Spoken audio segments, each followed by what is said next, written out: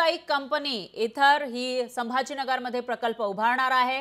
तर MIDC प्रकल्पामध्ये 2000 कोटींची गुंतवणूक करणार असल्याची माहिती समोर येते। DMIC हा प्रकल्प आहे आणि त्यामध्ये 2000 कोटींची गुंतवणूक केली जाणार आहे। प्रकल्पातून 4000 रोजगार निर्मिती होणार असल्याची माहिती आहे। उपमुख्यमंत्री फडणवीस यांनी ट्विट करत ही माहिती दिली आहे। प्रकल्पातून दरवर्षी 1 लाख दुचाकी आणि बॅटरींची निर्मिती केली जाणार आहे। तर ई-बाईक निर्मिती क्षेत्रातील कंपनी एथर एनर्जीने छत्रपती संभाजीनगरमधील औद्योगिक वसाहतीमध्ये 2000 कोटी रुपयांची गुंतवणूक करून दुचाकी निर्मिती प्रकल्प उभारण्याचा निर्णय घेतलाय।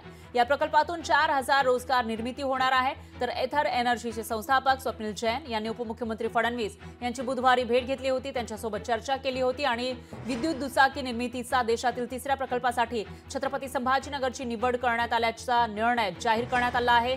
ई-बाईकचा हा प्रकल्प आहे आणि याच्यातून 4000 लोकांना रोजगार मिळणार असल्याची माहिती समोर येते।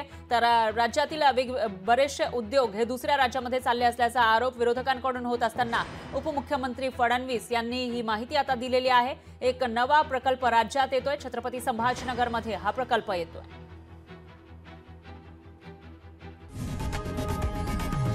लोकशाही मराठी ऐका, पहा, जागरूक रहा।